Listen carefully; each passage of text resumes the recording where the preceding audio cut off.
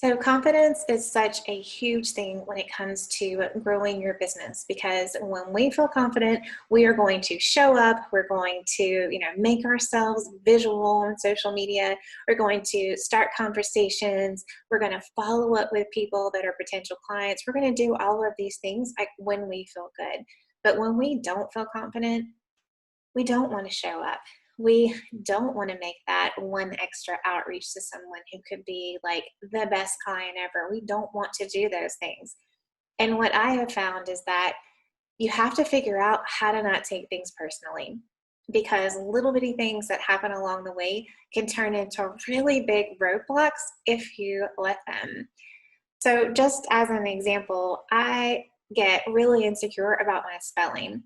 And it used to just be this like massive thing where I would misspell something, somebody would say something. And I mean, seriously, I can tell you some really horribly embarrassing stories about being called out on different spelling things.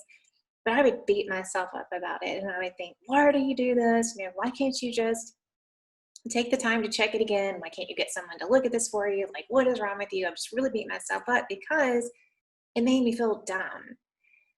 And that's just like a hot spot thing with me, right? Like I don't want to feel dumb because there is definitely a time where I thought, I'm just not book smart, like I'm just not good at this. I'm not the smartest person. And I believed that for a long time until I didn't. And so anytime this spelling thing comes up, it just be so hard for me. And then one day I just decided that I didn't care anymore.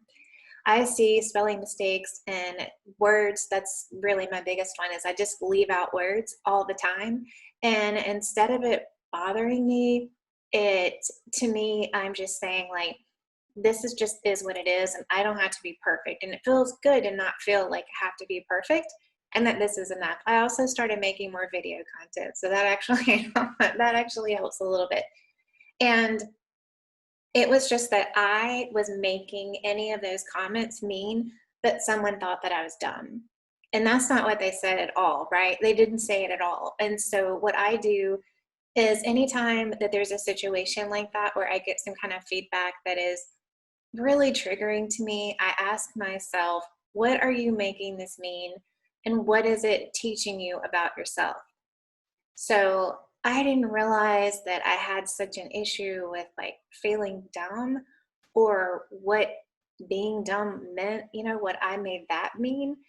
And just knowing that about myself has been really great because the more we know about ourselves, I feel like the more opportunity we have to grow. And the more we grow, the more we can give. And so if you're like me and you're in a service-based business, that's what you're here for. So I really love being able to notice these things and question it because if you let negative feedback or anything you perceive to be negative get to you, if you take it so personally, it can turn into a massive roadblock for you in your business. It can really hold you back and keep you from growing. So let's just say that you are on Instagram, you've met somebody or you see their profile and you think they're really great. And so you're like, I'm going to put myself out there and I'm going to send them a message.